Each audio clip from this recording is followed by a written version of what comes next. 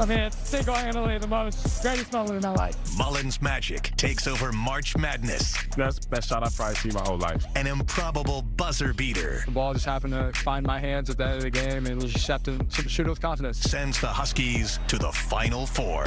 Yeah, I'm excited. I want 2 more, man. Now, Road to the Championship.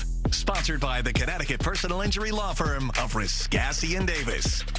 Well, just a few hours ago, the UConn men left Stores to head to the Final Four in Indianapolis, and Husky Nation came out to cheer on their team. Terrace Reed Jr. thanked the fans for their support and led the UConn faithful with a cheer. UConn! Husky! UConn! Husky! UConn! Husky! Huskies! UConn! Sir, man, love y'all, man. Y'all be safe.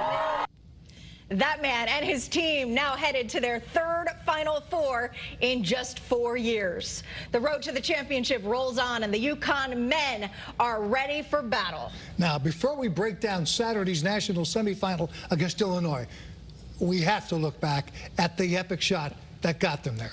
Trailing by 2 with under 10 seconds to play, UConn gets the Duke turnover. Braylon Mullins, who hadn't hit a 3 all game, he's up a 40-footer in the final second to beat top seed Duke by a point. The hoop gave the Huskies their first lead since the opening basket, and they won 73-72 for one of the greatest games in NCAA history. This moment's crazy. I think this just shows how hard we worked. I mean, we go through ups and downs in the season, but I mean, we made it this far. We're a good team, and man, we're gonna show what we can do in Indy. The game would have been a lot different if we made any type of shots just normally. So it's fitting that we had such a brutal shooting night and that we hit by far the hardest shot we took. We're in the Final Four, man. I was jumping up and down. I was jumping on the seats. I couldn't even believe it. Like, it was crazy. I feel great, man. This is what we came here for. Coaching the guys, we just played our hearts out. They coached their tails off, man. We're just excited to be playing another week and be together for another week, man. Go Huskies, man. Let's go.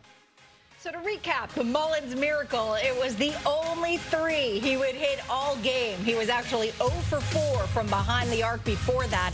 The basket gave UConn their first lead since the opening basket of the game.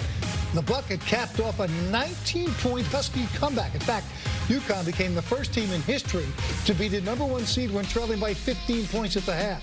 #1 seeds were 134-0 before the historic upset. How about that number? And the stakes couldn't get much higher. The basket put UConn in the Final Four for the 3rd time in 4 years.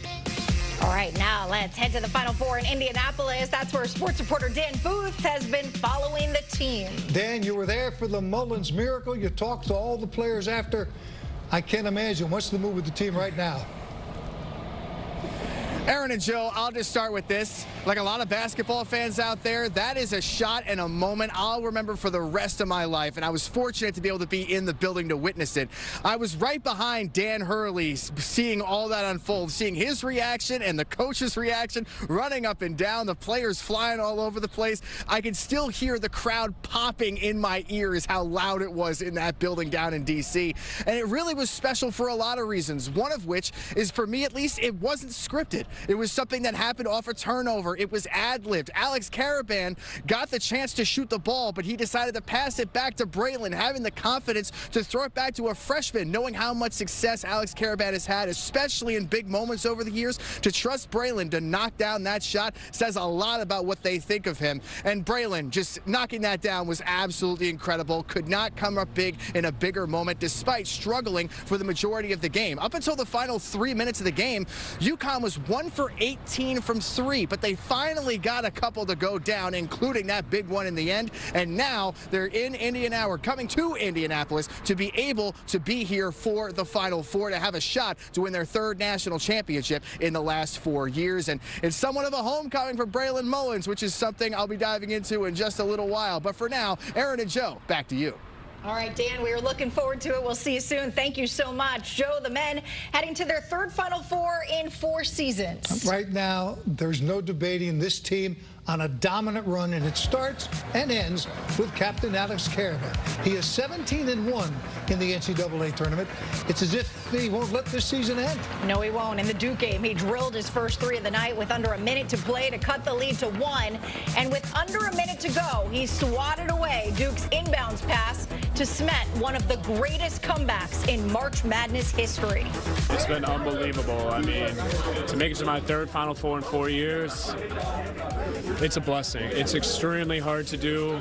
I think it's harder now to do in the NIL landscape and the whole shape of college basketball right now. So, I mean, it's a blessing. It's a blessing to be there again. It's a blessing to bring this historic program back there. And, I mean, I was emotional with Coach Hurley after the game for a reason, just knowing how much we've been through together these 4 years. And to be in the third Final Four is unbelievable. But we're coming in there as you know, an underdog in the event. I think, you know, we're not used to that. I think it doesn't matter, you know.